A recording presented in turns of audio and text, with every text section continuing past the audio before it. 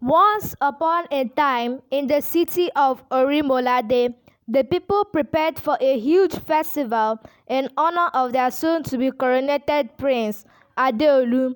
Those who could afford it put new coats of paint on their houses. Women bought and sewed new gowns for themselves and new frocks for their children. The city square was festooned with colorful ribbons, banners, and balloons. The palace was agog with activities. The cooks were busy cleaning and roasting ducks and pigs and chickens. Merchants brought huge casks of wine to the palace scullery. Some also brought fruits and vegetables.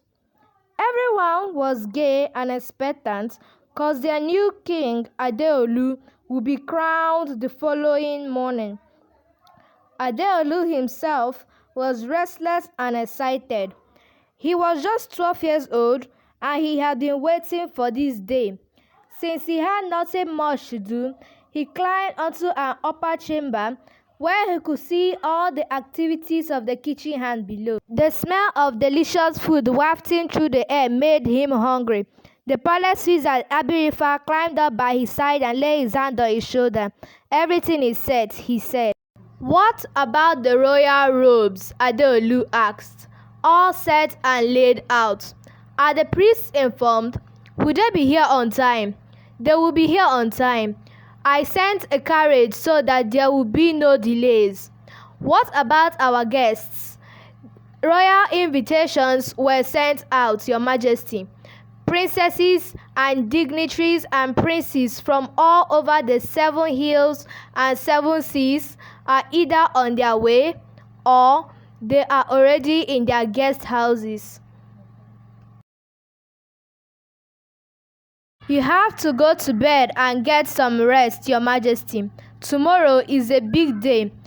I want to see the ancient bejeweled gold crowns and scepter one last time before I call it a day." "As you wish, Your Majesty, as you wish." They walked majestically to the central upper room, which was guarded by the 7 teams of 7 warriors. "Who goes there?" Araba, the captain of the guards, called as he drew out his sword. "Have no fear, Araba. It is the king and I, his loyal wizard." Araba quickly sheathed his sword and granted them access to the well-guarded room. Vaults were opened and the sight they saw almost made them gasp.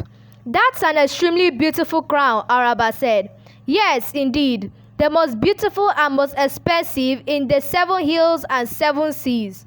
"But why is it leaning to one side?" Adeolu whispered, alarmed. "Leaning?" Araba and Abirifa asked, bending forward to see better. "It's almost as if it's melting," Adeolu cried. "And it lacks luster. It's not shining bright like gold." They approached the crown and scepter. Adeolu stretched his hand and the crown crumbled at his touch. "Cake!" he cried. "It's cake and icing sugar." Abirifa was aghast. His once droopy hat jumped high on his head, and the droopiness in it flicked out straight. He quickly held on to it lest it ran away. Araba's coiling mustache and hair flipped out bone straight so that his head reminded you of a porcupine. He threw out his sword with a harsh sound. "Guards!" he cried out, and the 7 teams of 7 warriors ran to him. "The crown, the scepter, they are gone." At first they looked concerned, then they looked foolish. "What are you waiting for?" Araba roared. As one of the man guards drew his sword and hashed in different directions. "No, stop!" Adeolu's voice was clear, loud and sharp. "The earlier we search for them, Your Majesty, the better. Who knows, the thieves might still be in the palace." "No," Adeolu's voice was firm. "No one must know except us. Tomorrow is the coronation, and no king in Orimolade can be crowned without the scepter and the crown." "I know," Adeolu replied. "Meanwhile, send trusted guards to all the palace entrance. Let no one leave the palace. Do it in such a manner that no one suspects anything. Use no pressure. I'll simply read the plot deeds. Abirifa indicated the 7 teams of 7 warriors. Oh, let them remain here with me. They have to guard the vault as though the crown and scepter are still here. Whatever you say, Your Majesty. Araba was so ashamed. I failed you, my king, he said. Adeolu was in deep thought. Araba, how did this happen? I don't know, my king.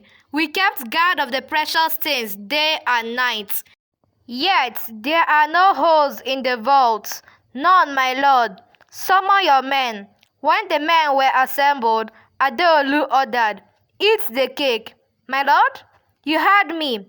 Eat the cake. Maybe it will help you remember something. Abirifa came in and saw them eating the cake.